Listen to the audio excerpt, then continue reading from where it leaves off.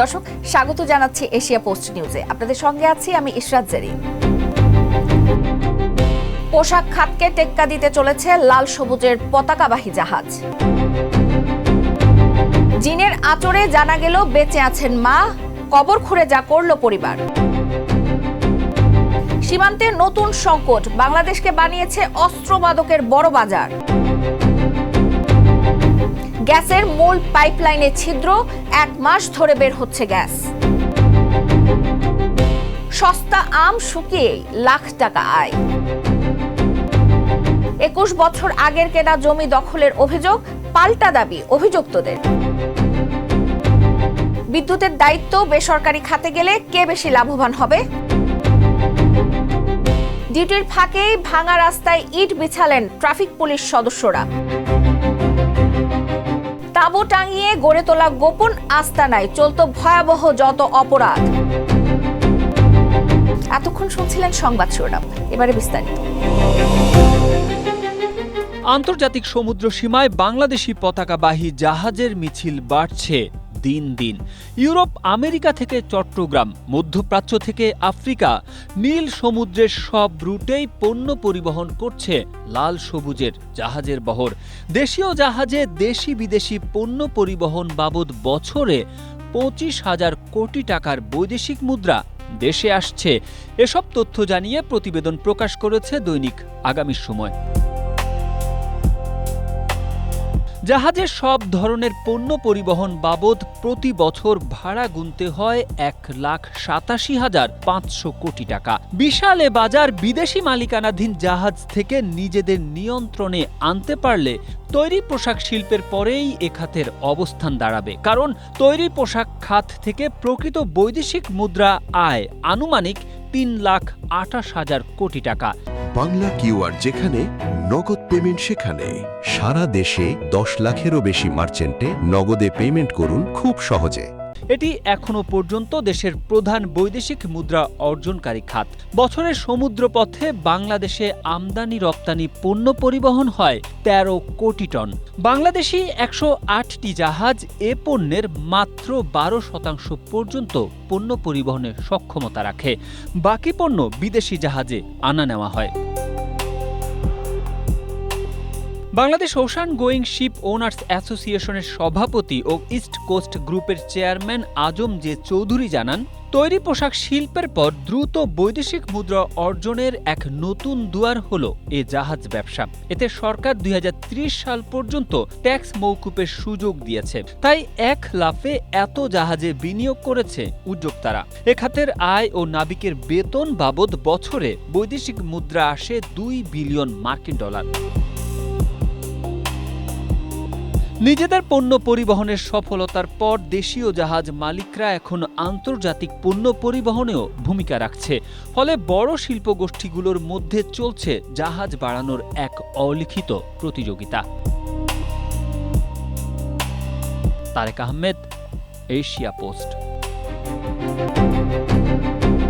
জিনের আঁচড়েই নাকি জানা গেল কবরে শুয়ে থাকা মা এখনও বেঁচে আছেন, এমন দাবি করলেন মৃত বৃদ্ধার ছেলে ও মেয়ে। আর সেই বিশ্বাস থেকেই দাফনের প্রায় 12 ঘণ্টা পর রাতে কবর খুঁড়ে আবারও বের করা হলো বৃদ্ধার মরদেহ। এরপর একের পর এক হাসপাতালে ছুটে চলা। ঘটনাটি জামালপুরের মেলান্দাহ উপজেলার নয়পাড়া গ্রামে। শনিবার সকালে মারা যান হালিমা বেগম। সকাল 8টার দিকে স্থানীয় কবরস্থানে তাকে দাফনও করা হয়। সবকিছু স্বাভাবিক ছিল, কিন্তু কয়েক ঘন্টা পরই বদলে যায় পরিস্থিতি। এরা উঠাইছে এদের ওই যে জিন ধরছে, জিনেরা বলছে যে তোর মাও তো মরে নাই, তোর এমনি হুমায়ুন করে গেছিল, একের পর এক করে এমনি করে জায়গা মানে করে কি জানি আসেছি কিনা। পরিবারের দাবি, হালিমা বেগমের ছেলে ও মেয়ের ওপর জিনে আঁচড় করে, তাদের শরীরে আঁচড়ও পড়ে। এরপর তারা বলতে থাকেন তাদের মা মারা যাননি, তিনি এখনও জীবিত। এই দাবির পর রাতে কবর খুঁড়ে মরদেহ তোলা হয়। প্রথমে নেওয়া হয় মিলানদেহের একটি হাসপাতালে, সেখান থেকে আরও নিশ্চিত হতে জামালপুর শহরের একটি বেসরকারি হাসপাতালে নিয়ে যাওয়া হয়। ওই হাসপাতালে ইসিজি সহ বিভিন্ন পরীক্ষা নিরীক্ষা শেষে চিকিৎসকরা নিশ্চিত করেন হালিমা বেগমের মৃত্যু আগেই হয়েছে। এরপর মরদেহটি আবারও বাড়িতে ফিরিয়ে নিয়ে যায় পরিবারটি। তবে পুরো ঘটনায় পরিবারের সদস্য কিংবা সংশ্লিষ্ট চিকিৎসকদের কেউই ক্যামেরার সামনে কথা বলতে রাজি হননি। Desk report, Asia post.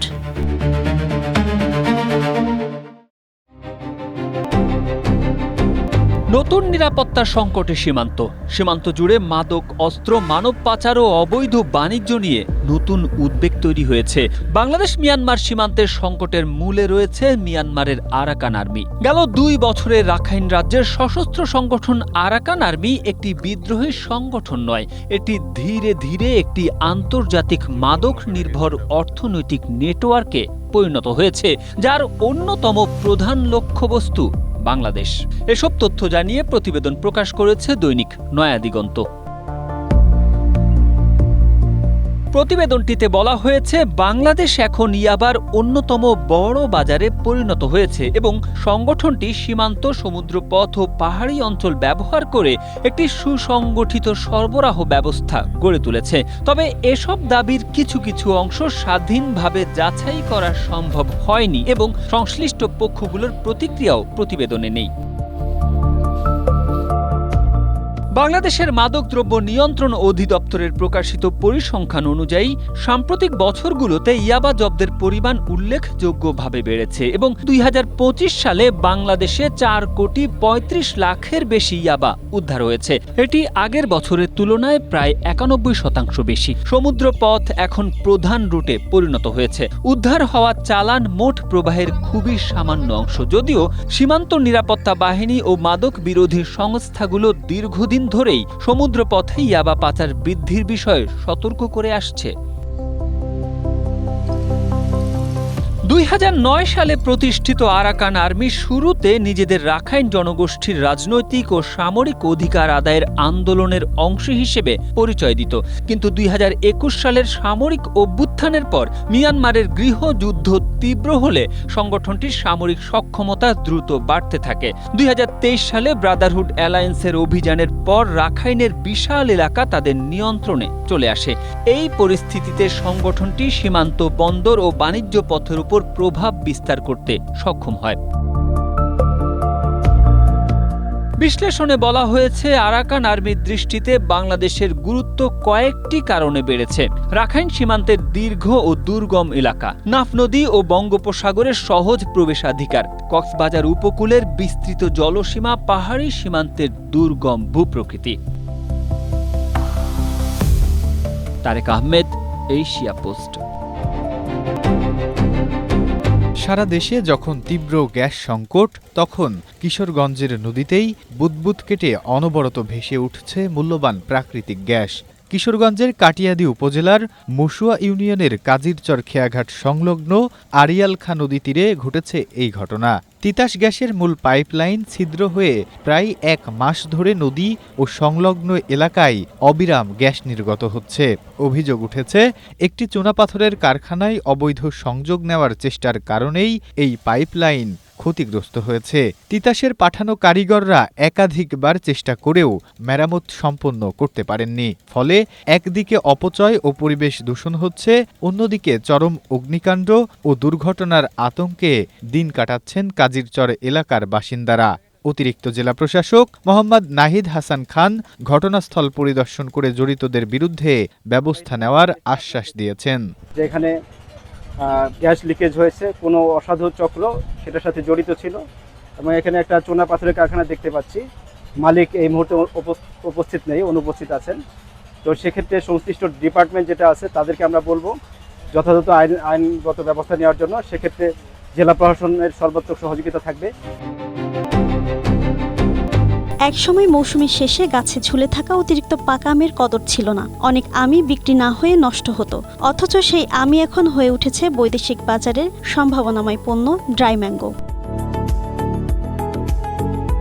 চাঁপাইনবাবগঞ্জের শিবগঞ্জ উপজেলার উদ্যোক্তা ইসমাইল খান শামীম দেখিয়ে দিয়েছেন, কৃষি পণ্যের অপচয়ও হতে পারে লাভজনক ব্যবসা। 3 প্রজন্ম ধরে আমের ব্যবসার সঙ্গে যুক্ত এই তরুণ 2022 সালে থাইল্যান্ড সফরে গিয়ে ড্রাই ম্যাঙ্গোর বিশাল বাজার দেখে অনুপ্রাণিত হন। দেশে ফিরে সুইস কন্ট্রাক্টের কারিগরি সহায়তায় নিজ বাড়িতেই গড়ে তোলেন আধুনিক প্রক্রিয়াজাতকরণ ইউনিট। বাগান থেকে নিয়ে আসি পাকা আম, বাছাই কুছাই করে ধুয়ে মুছে এখানে ছিলার পরে কাটি, কাটার পরে মেশিনে রাখি, মেশিনে 2 দিন 3 দিন থাকে, শুকিয়ে তখন আবার বের করি। এখানে বাগান থেকে আনা আম প্রথমে ভালোভাবে ধুয়ে পরিষ্কার করা হয়, এরপর খোসা ছাড়িয়ে নির্দিষ্ট আকারে কেটে বিশেষ ডিহাইড্রেটর মেশিনে 12 থেকে 18 ঘন্টা শুকানো হয়। এই প্রক্রিয়ায় আমের স্বাদ ও পুষ্টিগুণ অক্ষুণ্ণ থাকে। সবশেষে কোনো কৃত্রিম সংরক্ষণকারী ছাড়াই ভ্যাকুয়াম প্যাকেজিং করা হয়, ফলে ড্রাই ম্যাঙ্গো প্রায় 1 বছর পর্যন্ত ভালো থাকে। সিজনের পরে খাওয়া যায়, এই যে একটা চিন্তা ওনার মধ্যে শুরু হয়েছে যে এটা যদি সাকসেস উনি চলে আসে তো এটা তো আমরা 12 মাসে আম খাইতে পারবো, সবসময় আম খাবো, দেশের আম খাবো, দেশের টাকা দেশেই থাকবে। বর্তমানে প্রতিদিন 100 কেজিরও বেশি ড্রাই ম্যাঙ্গো উৎপাদন হচ্ছে এই কারখানায়। সবচেয়ে বড় বিষয়, আগে যে সামান্য পেকে যাওয়া আমের দাম মিলত না, এখন সেই আমই কিনে নিচ্ছে কারখানা। এতে কৃষকের লোকসান কমছে, মৌসুম শেষে শ্রমিকদেরও মিলছে নিয়মিত কাজ। ইতিমধ্যে চাঁপাইনবাবগঞ্জের এই ড্রাই ম্যাঙ্গো পৌঁছে গেছে ঢাকার নামিদামি সুপার শপে। উদ্যোক্তার লক্ষ্য দেশীয় আমকে প্রক্রিয়াজাত করে বিশ্ববাজারে আরো বড় জায়গা করে দেওয়া। বাংলাদেশের যারা বিশেষজ্ঞ আছে তাদের কাছে কিন্তু আমি সদুত্তর পাইনি, কিভাবে টেক্সচার ভালো নিয়ে আসবো, কালার কিভাবে নিয়ে আসবো, তাদের কাছে কিন্তু আমি এখন পর্যন্ত কোনো সদুত্তর পাইনি যেটা করলে কি হয়। দেন তারপরে আগস্টের 1 তারিখে যখন আমি ট্রায়াল দিলাম, ট্রায়াল দেওয়ার পর দেখি যে চমৎকার টেক্সচার কালারে আমি ড্রাইড ম্যাঙ্গো বানাতে সক্ষম হলাম।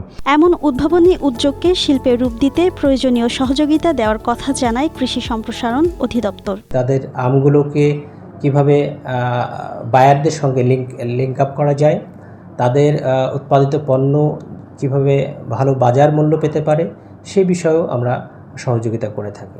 যে আম একসময় নষ্ট হতো, সেই আমই একদিন দেশের নতুন রপ্তানির সম্ভাবনার সফল গল্প হয়ে উঠবে, এমন প্রত্যাশাই সংশ্লিষ্টদের। Desk report, Asia post. নদী ভাঙনে সর্বস্ব হারিয়ে দীর্ঘদিনের জমানো টাকায় এক টুকরো জমি কিনেছিলেন এক জেলে পরিবার। ভাবছিলেন মাথা গোজার একটি স্থায়ী ঠিকানা হলো, কিন্তু 21 বছর শান্তিতে বসবাসের পর হঠাৎ নেমে এলো চরম দুর্দশা। চোখের সামনে নিজেদের তৈরি বেড়া ভেঙে রাতে বসানো হলো অন্যের দোকানঘর। প্রতিবাদ করতে গেলে উঁচিয়ে ধরা হলো দেশীয় অস্ত্র। পিরোজপুরের জিয়ানগরে অসহায় এই পরিবারের জমি দখলের এমন চাঞ্চল্যকর অভিযোগে চরম নিরাপত্তাহীনতায় ভুগছেন তারা। আরে সব বন্ধ চলে গেছে, আমার ছোট ছোট বাচ্চাকে লাগে ভাইয়ে চাইছে, পয়লা মাসে দুটো ছোট ছোট বাচ্চা আর কয় বলে বিদেশ গেছে, যাই কেমন তারা দেখাই দিব, এই যে গায়ে কামবে দেখাই দিব, জমি খাই কেমন তারা হাও ছাড়িয়ে দিব, এই সমস্ত কইতেছে। জমিটা 5 বার সালিশি হয়েছে, আমার ওসি থেকে শুরু কইরা গ্রামের বড় বড় সালিশিদাররা এগুলো নিয়ে একটা বড় সালিশি হয়েছে, পরে এরা আমাকে রায় দিয়ে দিয়েছে। ওসি সাহেবে বলছে যে আপনাকে জমিতে আপনারা ভোগ দখল করবেন, বালি হেলাইবেন, ঘর তোলা লাগবে তুলবেন। তারা যদি জমি না পায়, তারা কোর্ট থেকে যদি রায়ের পায়, সেই রায় লইয়ে তারা আইসা নিশান দিয়ে আমাদেরকে সরাই দেবে। 2005 সালে পিরোজপুরের জিয়ানগর উপজেলার চণ্ডীপুর গ্রামে নদী ভাঙনে ভিটা হারানোর আশঙ্কায় পশ্চিম বালিপাড়া গ্রামে 29 শতক জমি কেনেন পেশায় জেলে আশরাফ আলী ও তার স্ত্রী হিরণ বেগম। সেই থেকে সেখানে বসবাস তাদের, কিন্তু সম্প্রতি স্থানীয় সিদ্দিক বয়াতি ও মোতালেব শেখ ওই জমির মালিকানা দাবি করে মামলা ও নানাভাবে হয়রানি শুরু করেন। সর্বশেষ গত 28 জুলাই রাতে 10 থেকে 15 জন লোক নিয়ে সীমানা বেড়া ভেঙে এক রাতের মধ্যেই একটি পুরনো দোকানঘর তুলে জমি দখলের চেষ্টা চালায় তারা। বেড়া উঠেই নিয়ে গেছে এবং হঠাৎ করে রাত্রে, গভীর রাত্রে একটা ওই ভাঙ্গা ঘর এই ডাইন এই জায়গায় রাখছে। আমরা থানায় ইনফর্ম করেছি। এরা খুব অসহায়, এগুলা বর্তমানে ঘরে থাকে না, যাই ওই নদীর পাড়ে তার ভাঙ্গি চলে গেছে, এই জমি ডাইনে রাখিছি। স্থানীয়দের অভিযোগ, জোর জবরদস্তি করে রাতের আধারে দোকান বসানো একটি স্পষ্ট অনিয়ম। যদিও অভিযুক্তরা বেড়া ভাঙার কথা অস্বীকার করে জমি পাওয়ার দাবিতে দোকান রাখার কথা স্বীকার করেছেন। সরকারি রাস্তা কেটে বেড়া দেওয়া, আর বেড়া দেয় নাই, দিলে এখানে থাকতো না বেড়া, বেড়া যাবে কোথায়? এটা একটা মিথ্যা অভিযোগ, আমি মনে করি এটা একটা মিথ্যা সাজানো অভিযোগ। তারা কি দেখছে আমি উঠাইছি না আপনি উঠাইছেন? তারা দেখছে নিশ্চয়, যদি বল তারাও তো উঠাইতে পারে। তবে এ বিষয়ে বালিপাড়া ইউনিয়ন পরিষদের ভারপ্রাপ্ত চেয়ারম্যান দুপক্ষকে নিয়ে বৈঠকের কথা জানিয়েছেন। আমরা চাই 2-1 দিনের ভিতরে কাগজ, সঠিক যে কাগজ থাকবে, যে যেটুকু পরিমাণ পাবে আমরা অবশ্যই ডাকবো, ইউনিয়ন পরিষদ রেখে সুষ্ঠু ফয়সালা দেওয়ার চেষ্টা করব। অন্যদিকে ইন্দুরকানী থানার ওসি মোহাম্মদ মহব্বত খান জানান, লিখিত অভিযোগের ভিত্তিতে তদন্ত করে আইনি ব্যবস্থা নেওয়া হচ্ছে। আমাদের কাছে যে অভিযোগটা আসছে সেটা ফৌজদারি প্রকৃতির, আমরা ইতিমধ্যে একজন অফিসারকে এনগেজ করেছি বিষয়টা খতিয়ে দেখার জন্য। ঘটনার সত্যতা পেলে অবশ্যই আমরা বিধি মোতাবেক নিয়মিত মামলা রুজু করে আসামি অ্যারেস্ট করে বিজ্ঞ আদালতে রিপোর্ট পেশ করব। একদিকে ভুক্তভোগী জেলে পরিবারের দীর্ঘ ২১ বছরের দখলি সত্ত্ব ও ক্রয়ের দাবি, অন্যদিকে অভিযুক্তদের জমি পাওনার পাল্টা দাবি। উভয় পক্ষের এই বিরোধ এখন চরমে। শেষ পর্যন্ত আইনি তদন্ত ও জনপ্রতিনিধিদের বৈঠকেই নির্ধারিত হবে এই জমির প্রকৃত মালিকানা। তবে নদী ভাঙনে নিঃস্ব হওয়া অসহায় পরিবারটি দ্রুত ও নিরপেক্ষ বিচার পেয়ে আতঙ্কমুক্ত হতে পারবে কিনা সেটাই এখন দেখার বিষয়। Desk report, Asia post. খুচরা পর্যায়ের বিদ্যুৎ বিতরণ ব্যবস্থাপনা বেসরকারি খাতে ছেড়ে দেওয়ার কথা ভাবছে সরকার। সত্যি সত্যি সরকার যদি শেষ পর্যন্ত বেসরকারি খাতে এই দায়িত্ব দিয়ে দেয়, তাহলে কে বেশি লাভবান হবে? খাতা কলমে বিদ্যুৎ উৎপাদন সক্ষমতা বাড়লেও লোডশেডিং কমেনি। দিনের পর দিন বেশি দামে বিদ্যুৎ কিনে কম দামে বিক্রিতে বাড়ছে ভর্তুকির পরিমাণও। এর সঙ্গে যুক্ত হয়েছে ৬৭,০০০ কোটি টাকা বকেয়া বিলের চাপ। সব মিলিয়ে নানামুখী সংকটে দেশের বিদ্যুৎ খাত। এসব তথ্য জানিয়ে প্রতিবেদন প্রকাশ করেছে বিবিসি বাংলা। ২০২৬-২৭ অর্থ বছরের বাজেটে সরকার যে ১৫টি খাতকে সর্বাধিক গুরুত্ব দিয়েছে তার একটি বিদ্যুৎ, যেখানে বরাদ্দ রাখা হয়েছে ১৪,৯৯৬ কোটি টাকা। কিন্তু এরপরও চলতি অর্থ বছরের বিদ্যুৎ খাতে ৪১,০০০ কোটি টাকা ভর্তুকি দেওয়া লাগতে পারে বলে সরকারের পক্ষ থেকে জানানো হয়েছে। এমত অবস্থায় বিদ্যুৎ, জ্বালানি ও খনিজ সম্পদ মন্ত্রী ইকবাল হাসান মাহমুদ জানিয়েছেন, উৎপাদন ও পাইকারি সরবরাহ সরকারের হাতে থাকলেও খুচরা পর্যায়ে গ্রাহকের কাছে বিদ্যুৎ পৌঁছানো এবং এর ব্যবস্থাপনার দায়িত্ব দেওয়া হতে পারে বেসরকারি কোম্পানিকে। এ বিষয়ে প্রধানমন্ত্রীর সম্মতির কথাও জানিয়েছেন বিদ্যুৎ মন্ত্রী। কিন্তু বেসরকারি প্রতিষ্ঠানের হাতে দায়িত্ব দিলেই যে বিদ্যুৎ খাতের অস্থিরতা কমে আসবে এটি মনে করেন না জ্বালানি খাতের বিশেষজ্ঞরা, বরং এর ফলে বিদ্যুতের দাম আরও বাড়তে পারে। এছাড়া বিদ্যুৎ পাওয়ার ক্ষেত্রে এক ধরনের বৈষম্য তৈরি হতে পারে বলেও মনে করেন বিশেষজ্ঞদের কেউ কেউ। তাদের মতে বেসরকারি খাতে না দিয়ে বরং নিয়ন্ত্রক সংস্থাকে শক্তিশালী করে কিভাবে বিদ্যুৎ খাতের অব্যবস্থাপনা দূর করা যায় সরকারকে সেই পথে হাঁটতে বলছেন তারা। Tarek Ahmed, Asia Post. কর্মব্যস্ত এক সকাল, চারিদিকে গাড়ির হর্ন আর পথচারীদের তাড়া। কিন্তু ব্যস্ত নগরীর এই মোড়ে হঠাৎ চোখ আটকে গেল সবার। ইউনিফর্ম পরা এক ট্রাফিক কর্মকর্তা আর ২ কনস্টেবল হাঁটু ঘিরে বসে হাতে তুলে নিয়েছেন ইট আর খোয়া। ভাঙা রাস্তার গর্তে ইট ফেলে পা দিয়ে চেপে সড়ক সমান করার সেই অভূতপূর্ব দৃশ্য, তা দেখে থমকে গেলেন অনেকেই। জনভোগান্তি আর দুর্ঘটনার হাত থেকে মানুষকে বাঁচাতে ডিউটির ফাঁকেই তারা যেন হয়ে উঠলেন খাঁটি একজন কারিগর। জনগণের ভোগান্তি যাতে না হয় সেজন্য আমরা ট্রাফিকের লোক ব্যক্তিগত উদ্যোগে মূলত এখানে ভাঙা ছিল, অনেক ভাঙা ছিল, এখানে মানুষজন চলাচল করতে পারতো না, প্লাস গাড়ি যেতেও সমস্যা হতো। যার কারণে ব্যক্তিগত উদ্যোগে আমরা এই সিটি কর্পোরেশন থেকে মালামাল নিয়ে এটা ভরাট করে দিলাম। রোববার সকালে কুমিল্লার টমসম ব্রিজ চৌরাস্তা মোড়ে এশিয়া পোস্টের ক্যামেরায় ধরা পড়ে অনন্য মানবিকতার এই দৃশ্য। জানা যায়, দীর্ঘদিন ধরে ওই মোড়ের সড়কটি ভেঙে বড় বড় গর্তের সৃষ্টি হয়েছিল। ফলে প্রতিদিন মোটরসাইকেল, অটোরিকশা সহ নানা যানবাহন উল্টে যাওয়ার ঝুঁকি তৈরি হচ্ছিল, দেখা দিচ্ছিল তীব্র যানজট। সাধারণ মানুষের দুর্ভোগ কমাতে আর সম্ভাব্য দুর্ঘটনা এড়াতে নিজ উদ্যোগেই ইট খোয়া নিয়ে রাস্তায় নেমে পড়েন দায়িত্বপ্রাপ্ত ট্রাফিক সার্জেন্ট রাজীব এবং তার সঙ্গে থাকা ২ কনস্টেবল। এক হাতে খোয়া দিয়ে গর্ত ভরাট আর অন্য হাতে ট্রাফিক সামলানোর এই প্রশংসনীয় উদ্যোগ নজর কেড়েছে সবার। Desk report, Asia post. শহরের বাইরে নির্জন জঙ্গলে তাঁবু টানিয়ে আস্তানা গড়ে তুলেছিল সন্ত্রাসীরা। সেখানেই চলছিল মাদক ব্যবসা, অস্ত্রের মহড়া এবং অপহরণ করে মুক্তিপণ আদায়ের মতো ভয়াবহ সব অপরাধ। গোপন সংবাদের ভিত্তিতে জেলা গোয়েন্দা পুলিশ অভিযানে নামে। আস্তানায় অভিযান চালিয়ে একটি রিভলভার, দেশীয় অস্ত্র, ইয়াবা, নগদ টাকা ও কয়েকটি মোবাইল ফোন উদ্ধার করে জেলা গোয়েন্দা ডিবি পুলিশ। এ সময় কথিত সন্ত্রাসী চক্রের প্রধান রকি, তার সহযোগী রাকিব এবং এক কিশোরকে গ্রেপ্তার করা হয়। পুলিশের দাবি, গ্রেপ্তার রকি চক্রটির প্রধান এবং রাকিব দ্বিতীয় নেতৃত্বে ছিলেন। তাদের বিরুদ্ধে ছিনতাই, অস্ত্র ও মাদক আইনের একাধিক মামলা রয়েছে। চক্রের অন্য সদস্যদের গ্রেপ্তারের অভিযান অব্যাহত রয়েছে। ঘটনাটি ঘটেছে বগুড়া সদরের বাঘোপাড়া নদীর কাছের একটি জঙ্গলে।